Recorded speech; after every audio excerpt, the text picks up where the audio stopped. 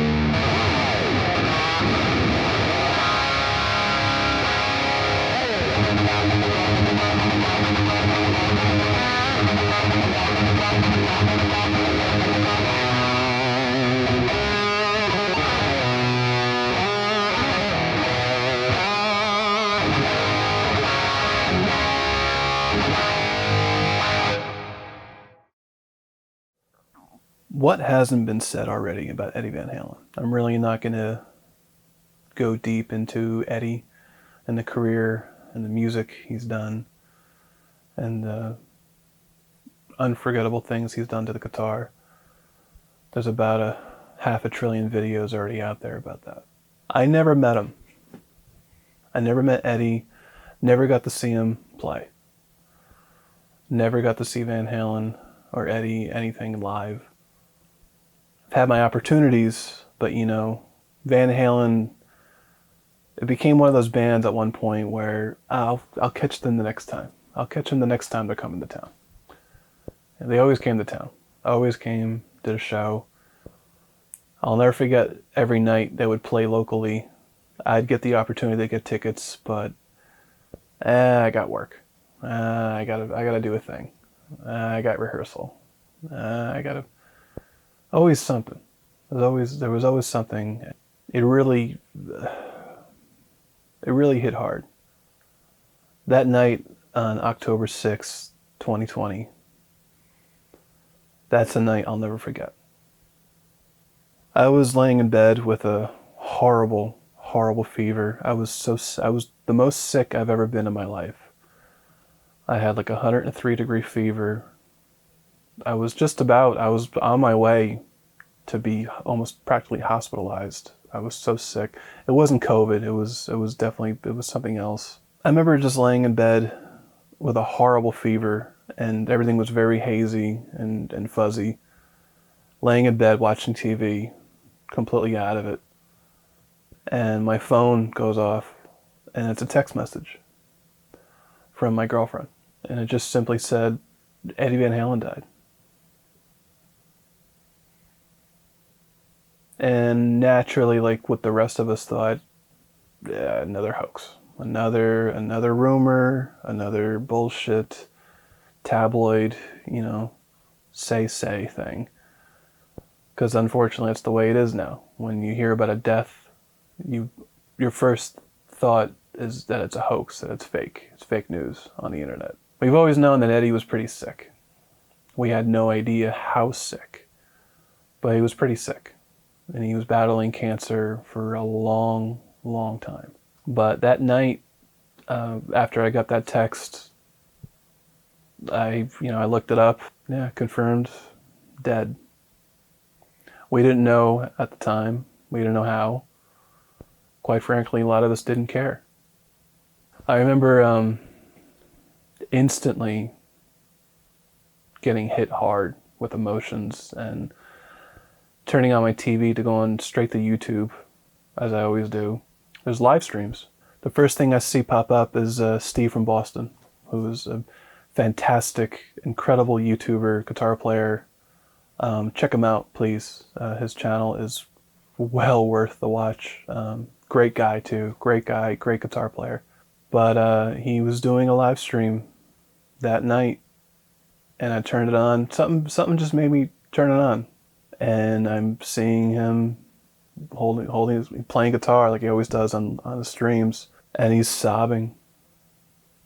I mean, he's sobbing, he's crying, sobbing, and just freaking out that Eddie Van Halen died.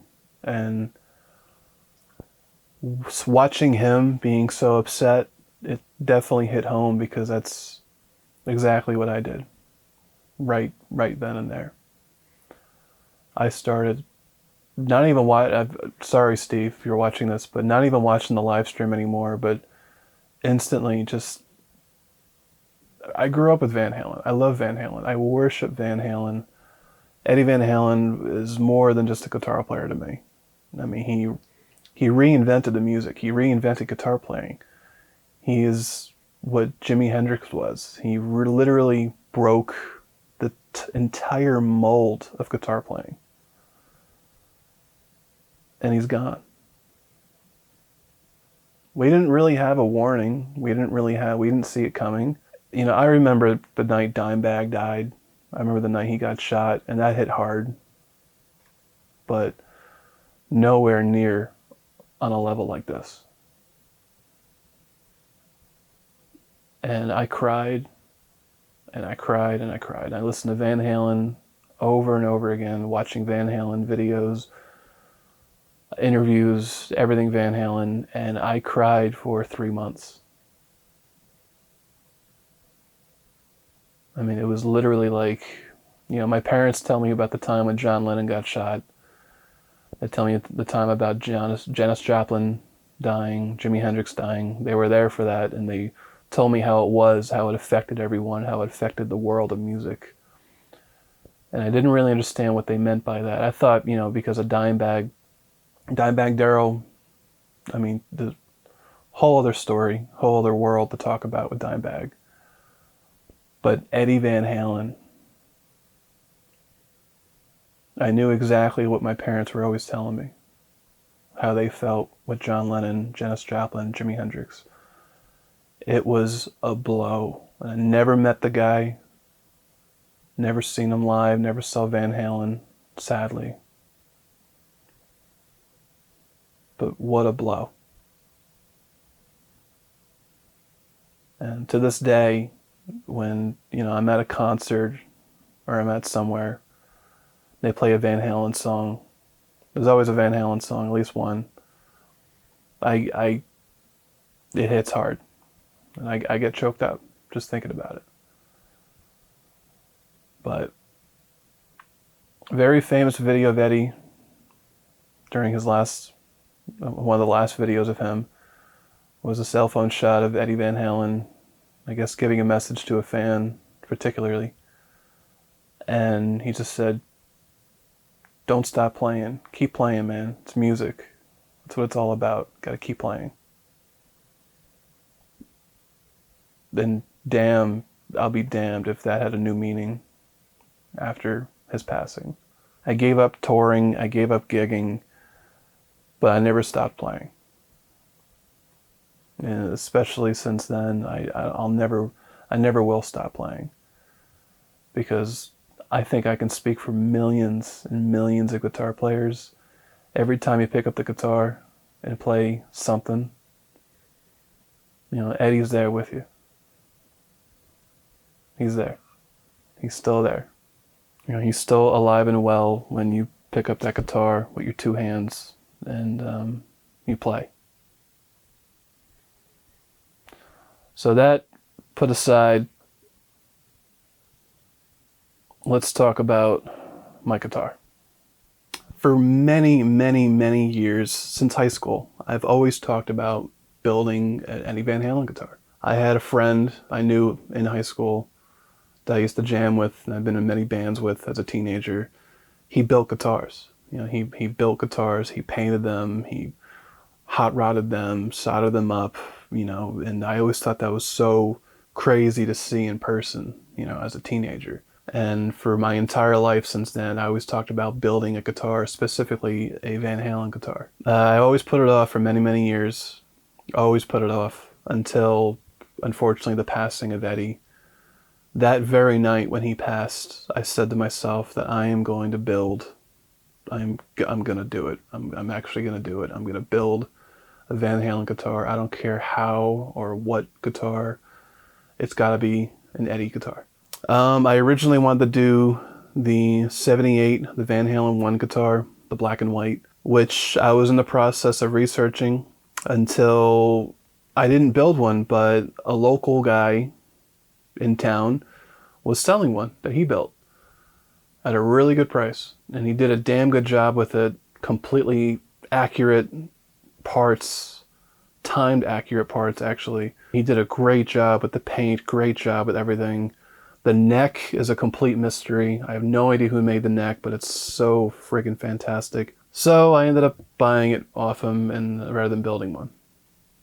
The thing plays phenomenal. That was always my favorite guitar, was the Van Halen 1 black and white Frankenstein guitar.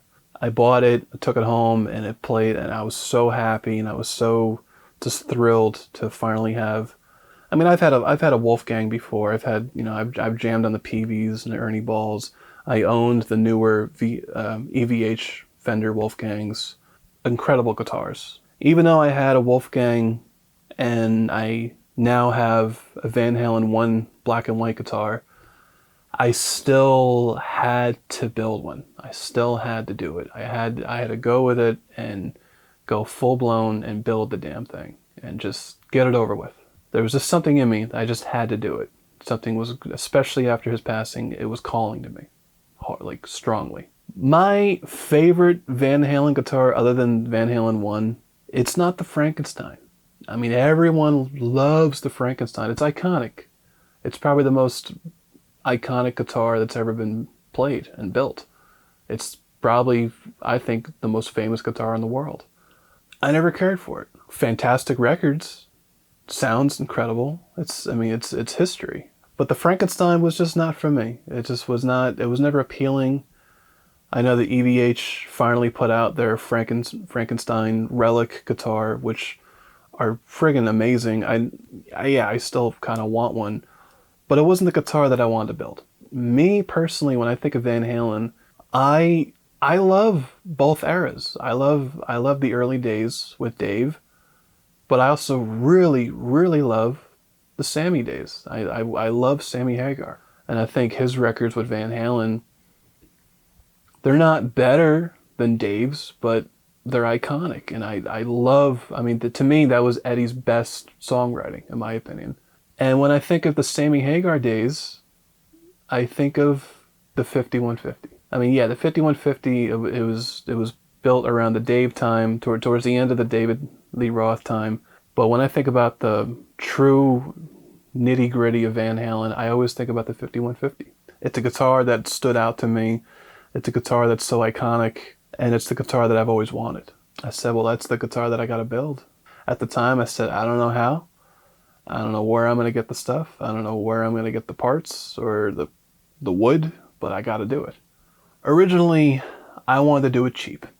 I wanted to cheap out, unfortunately.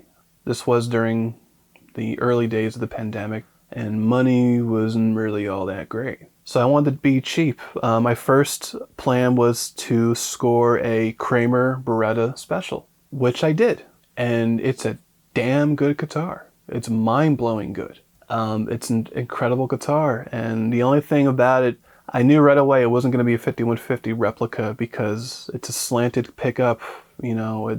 The headstock is not straight. There's a lot of things about it that's not like the 5150. And I didn't want to blow the money at the time on the other Kramer, the 84 model, which is, I would drool over at Sam Ash, and I would play almost daily in Orlando. But I just didn't have it in me at the time. But then I bought the Kramer Beretta Special, and it was a damn good guitar.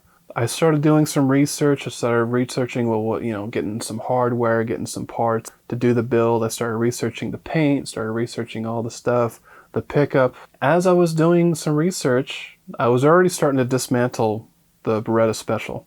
I was on eBay one day, and for the hell of it, I started typing in, Kramer parts or vintage Kramer parts or 5150 or anything that can be related to my build. Pop open goes this auction for a Musicraft body, for a 5150 Musicraft body. Now, I did a lot of research for Musicraft and Locke. Those are the go-to guys when it comes to building a 5150. However, it was impossible at the time during the pandemic. And also financially, it just wasn't going to happen. And the turnaround would have been crazy long, and I'm very impatient. But I found the body on eBay. It was for auction, really cheap, and I wanted to know, what's the deal. So I looked at it. The only defect was that it had a chip on it. Had a chip in the wood, right above the pickup cavity. I said, who cares? It's a damn good body, and it's exactly what I need for a 5150. So doing a lot of research and looking into the body itself, I said, I want it. I gotta have this thing. So I started bidding on it, and I think there was another person who was bidding against me, and we went back and forth. I won the bid. I remember the night I won it, my phone went off, $150, done, shipped. And it shipped to me, and it's incredible. I opened up the box, I looked at the body, I saw the chip, above the pickup cabinet, but I said, big deal. To me, it's not going to bother me. The The 5150 was never made to be aesthetically pleasing.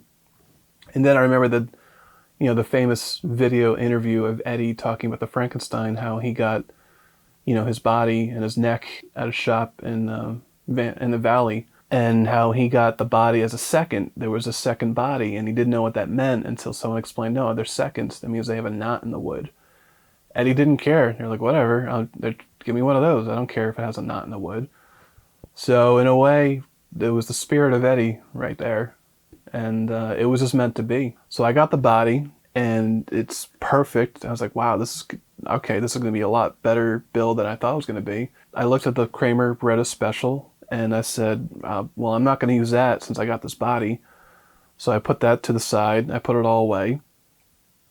Well, now I need a neck, which can be really tricky, can be really, really difficult. I didn't really think much about it though. I was lucky. I got really, really lucky. I was looking into a Musicraft neck, but that was out of the question because of the money and the wait time and all that in between. I looked at Lock again, and at that time it was really, really hard to get one of those. So I said, well, let me look around. Let me see what I got. I had nothing but time during this build. I wasn't going to rush anything. I had to be precisely what I wanted. And when it came to the neck, all I cared about was the accurate banana headstock, and it's got to be straight. The Kramer Beretta Special headstock is angled, and it really irked me. Even though it's a great friggin' guitar, it's fantastic, it really irked me how it wasn't straight. So I started doing some research, and out of all places, I found a builder on Etsy. He had a shop on Etsy. He also had a shop on reverb.com. And I'm on Etsy, and I'm looking at his stuff, and he makes a lot of necks. I thought that's all that he made at the time. But he made a lot of necks, and looks like he did a lot of banana headstock Kramer necks. And looking into the models, he offered one exactly how I wanted. It was the Kramer neck, straight headstock, and he offered stainless steel frets. And I thought, that's it. That's my neck. That's the one that I want. Didn't even look into if it fit the body. Didn't even look at what's the size measurement. I got so excited, which don't do this, by the way. Don't do this at all, kids, please. But I just ordered the thing. I got so excited. I bought it, and right off of Etsy, and it shipped to me. And he shipped it with a Van Halen paint job on the neck, which was very, very inaccurate. So I got rid of that really, really fast. The neck is fantastic. It's not accurate at all. It may look accurate from the eye, but it's not. The stainless steel frets are incredible. The headstock, I mean, that's all aesthetic and, appealing to the eye. It's a very thick neck. I really, really like that. I am a frequent Les Paul player. I own many Les Pauls. I'm used to Les Pauls. I grew up with Les Pauls. I love Les Pauls. So this is right at home for me. And to me, there's something magical about an Eddie Van Halen guitar, especially the 5150 or the Kramer guitars. A chunky, fat neck on a Strat body is really something. It's something to experience. I love the production models. I love the production Frankie model and the production 5150 that EVH is putting out. And now the Kramer guitars that are basically imitations of the 5150. They're fantastic, but the neck, to me, is the most important part of any guitar. The neck is where your home is. The neck is where you live. And this neck is one of the best necks I've ever played in my life, including my Les Pauls and my very expensive custom shop, Deans and Schecters and Fernandez and all the jazz in between. So it worked out. Thankfully, I got the neck in the mail. It lined up into the body perfect. Like I said, I had a lot of luck in my end. It felt great, and it was ready to go. So I said, okay, well, I'm starting from scratch then. The Kramer Beretta Special was completely out the window, put away into a box, and I said, all right, well, let's do this. Let's get down and get nitty and gritty. So I just started going nuts, ordering parts like crazy. I went to Reverb, I went to Guitar Center, I went to eBay, I went everywhere I could. There's really no specific order about the hardware that I bought. I just bought it all basically within a week from each other, and they all got shipped to me. The tuners are accurate. They're Goto tuners. They're exactly like the actual ones on the 5150, at least how it was back in 1984. They are killer tuners. I mean, they work good. They hold tune. That's all that matters. And just to be accurate to the real guitar is just a big old plus in my opinion. I had a feeling that I needed a shim for the neck. I ordered a shim on eBay. This is a half-degree shim, which I'm really happy of because, damn, the action is so damn good. The pickup, now, if you're going into the route of building an Eddie Van Halen guitar, especially a specific guitar to make a replica of, you lose your mind trying to research the pickup. The 5150 pickup, I've been on every page. I've been on the Reddit page. I've been on guitar forums. I've watched hundreds of hours of YouTube videos of people talking about it. I gave up. I completely gave up because at the end of the day, you can be as accurate as you can with hardware such as, pots and tuners and bridges and stuff like that. But to me, it can only go so far. The pickup to me, once you start researching, it was a no-name pickup. There was no specific pickup. People argue it was a custom. People argue it was a 59. People argue that it was a JB. People argue that it was this, it was that, it was this. So much going on, but what it comes down to is your ears. If you stop researching with your eyes and research with your ears, things will go so much smoother for you and you'll be so much happier, trust me. I went with a JB. I went for the Seymour Duncan JB simply because I love the JB. I love the JB pickup a lot. And when I hear certain riffs and I hear certain takes on the 5150 guitar, things like the Live Without a Net concert and stuff like that, to me it sounded like a JB, and that's why I picked it.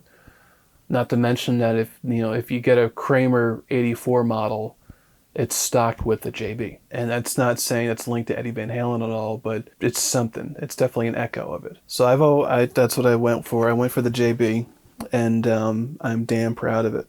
I would like to put a little more foam underneath it and raise it. It's a little low. It's actually very low. I have no need for it to do that right now, but eventually I will. The pot I ordered from Guitar Center. It's the AVH brand, low friction volume pot, 500K. You're not kidding. It's friggin' low friction. I mean, my Wolfgang had the same pot in it, and it's a great thing, but there's something about these EVH low friction pots that are just, they get a little intimidating, I'm not gonna lie, when you first pick one up and you never used one before, but then after like an hour, you feel right at home with it. The decals, the 5150 plus the 2 stars, those are the official licensed decals from the EVH shop. Yeah, I didn't want to go through any third-party maker and stuff like that. I figured, well, if EVH is selling the 5150 decals, why not just buy from him? Alright, so this is where things get very critical. The paint was a nightmare. The only true, actual, real, accurate way to paint a 5150 guitar exactly like how the real 5150 is simply going to get a custom paint done at a car shop or a paint store and just having a custom color done. I did not go that route. The second best option that everyone goes for when it comes to 5150 builds is Duplicolor. First, I laid down the body. I hit it with some clear lacquer. That's after sanding it and smoothing it and filling in any type of gaps or filling in any type of defects that needed to be filled. Sand the crap out of it. Sand until your arms fall off, and then spray it with a clear lacquer. The lacquer I used, I don't remember. It was just clear lacquer that I bought from Walmart, but that's really going to help you a lot with your finishing because it makes it much smoother, fills in all those gaps, it seeps into those fibers of the wood. Makes a night and day difference. So definitely that's a very important first step when it comes down to painting this thing. The white is a Duplicolor Wimbledon white. That's what everyone recommends. It's not a cream, it's not an off-white, it's just one of those types of white colors that are just they're different. It's different than the rest of the bunch, in my opinion at least. I found cans of it at AutoZone. Every AutoZone only supplied with 1 can. So I went to like 3 or 4 different AutoZones in town to collect all their cans of Wimbledon white. That's exactly the white that everyone recommends, even the really, really incredibly in-depth guitar builders have used. After the white, I striped it down. The stripe job, so that can get really crazy. The tape that I used, everyone orders these crazy different measurements of tape, and they go on Amazon, they buy these packets and packets of different width measurements of tape. I kept it simple. I went out to Lowe's and I got a roll of blue tape, blue painter's tape, ultra fine, I believe, or ultra edge, ultra fine.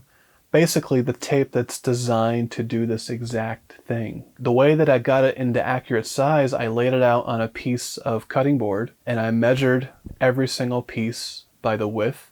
And then I put down a metal yardstick, took a box cutter, and I went down and I cut it exactly into size to the exact width that I needed.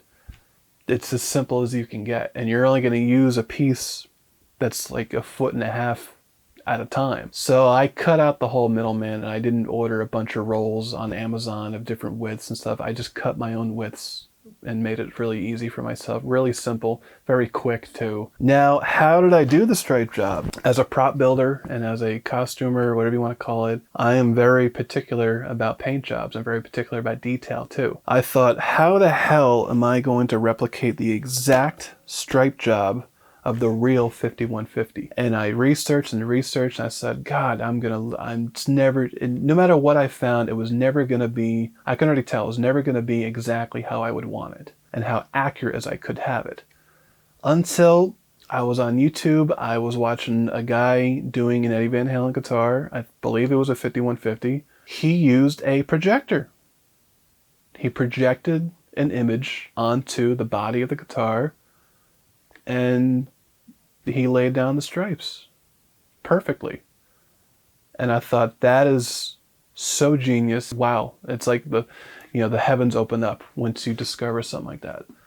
So I didn't have a projector. I borrowed one from a friend, found the most accurate and flat image of the actual 5150 that I possibly can. I held it up. I clamped it down onto a camera tripod that I'm actually using right now. And I had it angled downward onto the ground, and I had it perfect measurement and perfect size to the body of the guitar. And right then and there, boom, there's my stripes. And I laid down every piece of tape to the accurate size and the accurate width and the accurate placement of the body exactly to the T from the real 5150. Both the front and the back and the headstock. And then after that was the red. So the red is actually not a red, it's actually an orange. It's an orange red. The most accurate red that you can possibly find, store-bought right now, is another can of Duplicolor car paint. And that would be the Chevrolet orange red. And that is the exact red that you need to make the 5150. It is not the red from the Frankenstein. It's not the red from the other guitars. It's not even the same red as the other Kramers. The 5150 is an orange red. That's exactly what I used for the guitar. And once again, couldn't only find one can at a time at AutoZone, so I hit up all 3 or 4 AutoZones to buy up as many cans as I could. God, they loved me that day. So after the taping down the stripes, spraying it down with the Chevrolet orange red, many coats. I don't think I counted them, but it was pretty good. Pretty even, thin coats. That's the one thing I gotta mention. Every layer of paint, very thin coats, but multiple of them. But after that, especially after the orange red, peel off the tape and you see the stripes, and that was basically the first moment where I was just like, wow, this is actually happening. It really took my breath away. Even with how clean it was, it wasn't even close to being finished. It got me really excited seeing those stripes, especially with how accurate they could possibly have came out. Now, before I moved on to the black stripes, I wanted to start relicking. Now, relicking in a Van Halen guitar, it's by choice. I mean, a lot of people like to keep it very clean and simple and uniform. that's great. You know, I think they look great either way. I really wanted to relic. You know, I wanted to make mine look really, really worn out and really, really road used. So I started relicking instantly once the rev was down. The way that I did the relicking was basically studying very, very, very up close pictures of the, you know, the actual 5150, and I picked out little things that I liked about the relic, how the natural aging happened with the 5150, and I just put it on mine. And the way that I accomplished that was basically I did it all by hand. I did it with an X-Acto knife, literally just a scalpel. So I went nuts with it, just picked away, took a scalpel and just kind of like picked away little by little. A little bit goes a long way. You know, I wanted to reenact, you know, this is where the double-sided tape used to go, where he put his picks and stuff like that.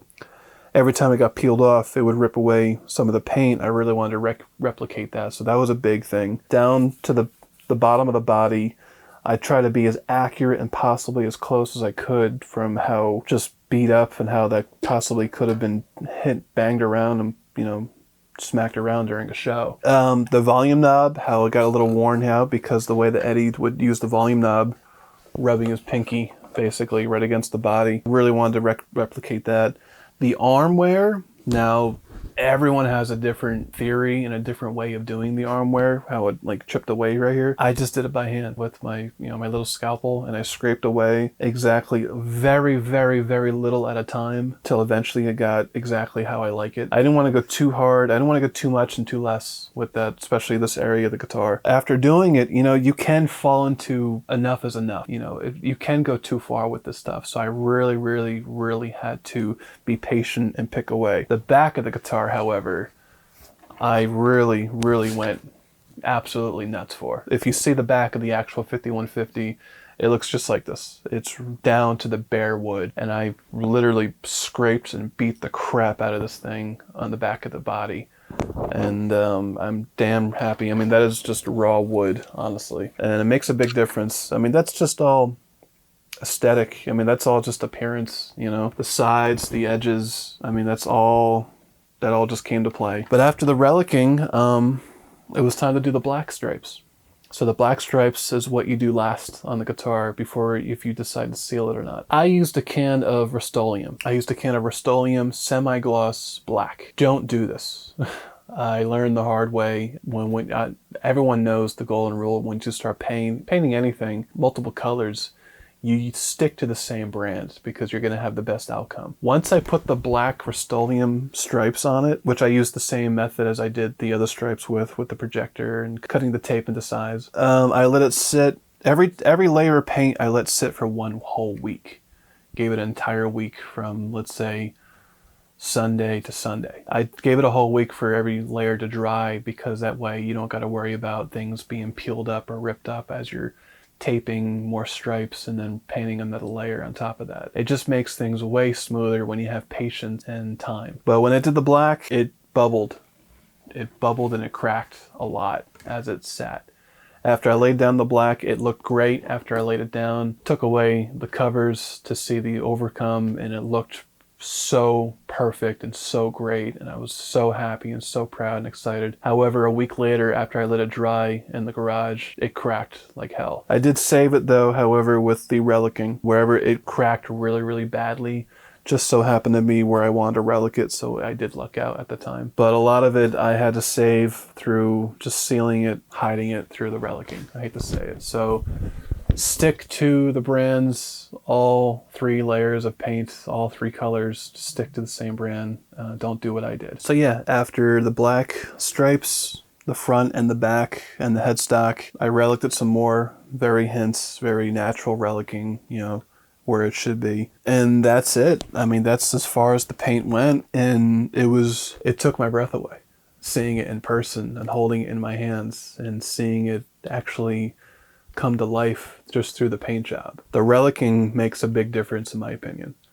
The relicking makes it a huge, huge difference. But I didn't stop there. So the neck I relicked. I sanded it down by hand. I sanded the back of it by hand. Gave it very, very light sanding on the fretboard, but just enough. A lot of people have different ways of mimicking the aging and the relicking of the neck just like how it looks on the 5150 or even the Frankenstein guitar. I went down the ringer. Some people use paint, some people use this and different oils and mixtures and all that stuff in between. I found one method that I really wanted to try, which is what I essentially used, graphite. So you can buy a tiny little tube of graphite lubricant. I got a little tube at Lowe's for like less than $5. If you use water and graphite, mix it together.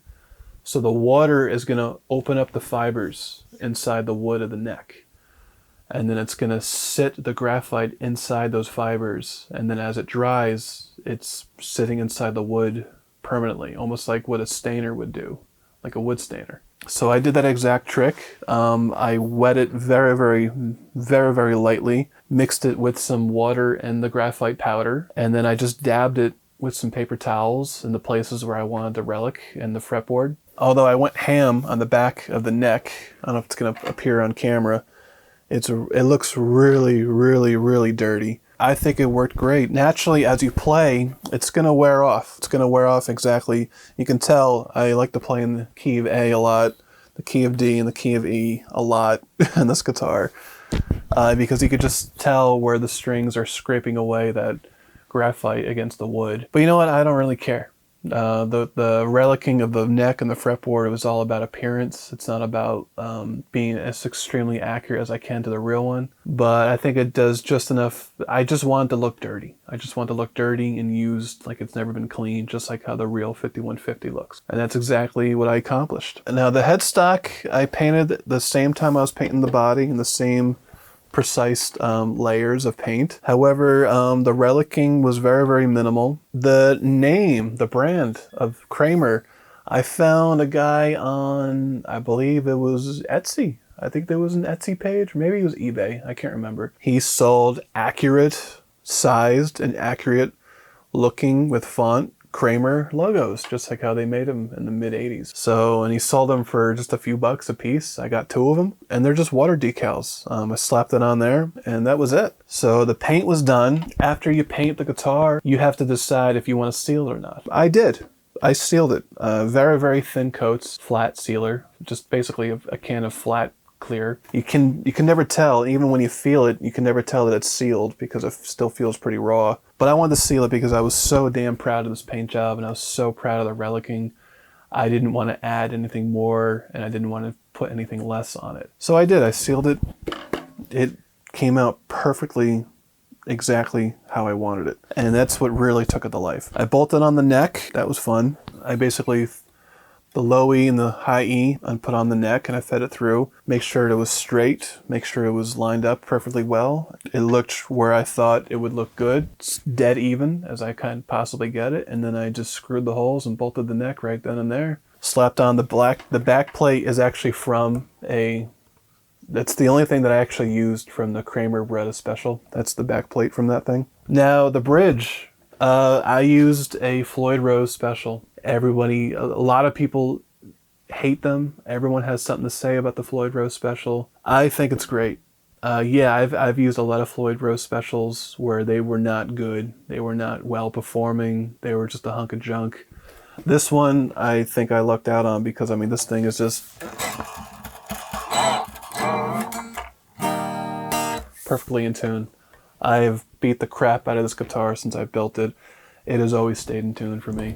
It's never been knocked out of tune, unless it's brand new strings or something like that. But I've had great luck with the Floyd Rose Special. The nut that came with it was a little too high, so that lasted for about a week until I decided to slap another nut on there. I was going to grind down the nut to make it shorter. However, I had another nut laying around from Guitar Fetish, guitarfetish.com. I get a lot of stuff from them all the time. Turns out it was a perfect fit. I couldn't tell you who made this. I just ordered from guitarfetish.com. But it was the perfect fit and the action is so incredible. It is exactly where you want it on a Van Halen guitar. The jack, this originally had the big hole barrel jack or whatever. I don't really care for those. I don't really like the barrel jack at all. So I dremeled the hole much wider, much bigger to fit a regular standard jack that you would put in any other guitar. And I slapped on a little plate because this is actually the way the 5150 sits today. Eddie changed the jack. He didn't really care for the barrel, either that or something happened to the barrel,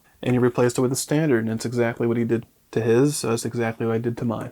The knob I got, it's an MXR knob, and the eye hooks I put in the extremely accurate placements. There's the back one, here's the bottom one, nothing to it. I like to drill a hole. I like to put a little washer in between the eye hook and the wood, only because Eddie did that, so I did it. I like to dip the end of the eye hook in some glue first, either an E6000 or super glue or something like that, and then I just kind of twist it in there, and then they're locked in there. I've been using eye hooks my entire career, and they're the best strap locks you can ever possibly think of. However, it does ruin the value of any guitar that you do it with, but if you don't plan on getting rid of that thing, you cannot come up with a better system for eye hooks and a safer system for eye hooks. But that's about it. Wired it up. Never wired a guitar before this one. This was the first guitar I ever actually soldered together and wired up. And that was a lot of fun. Studied that for a few weeks, studied that for a while. Got myself a soldering kit through Amazon. And the moment it came to life, I slapped on a pair of 9s, and it was a very, very magical moment. What started as just a simple piece of wood is now a perfect, I mean, at least to me, a perfect replica of the 5150. And I had no intention of it for playing well. I had a feeling it wasn't always gonna be that well sounding or playing. It was more of the tribute guitar to the appearance and just for fun and just for the, as a tribute to Eddie. However, it sounds so good through any amp. In this video, I used a 5153 50 watt. That sounded so good, I had to use it. I played it through my Randalls, I played it through a Marshall, I played it through other things, and it just sounds so freaking good. And the action, especially when I replaced the nut, the action, guitar videos on YouTube, it's really hard to talk about action and performance on a video, let's be honest here. I do not own a guitar with the action and the performance of this guitar. This guitar is so spot on. It's so flat and it's so low, but not low enough to a point where it's buzzing or anything like that. The only thing I can compare it to, I just recently played one of the newer, I think it was the 2021 model of the 5150 EVH. It played exactly like this. However, I think mine plays a lot better, to be honest with you. It's flat, it's low, it's very shreddy, even though it's a thick neck, but it is a very, very shreddy neck. It's a fun guitar. It was a passion project since I was a teenager, and now it's a reality.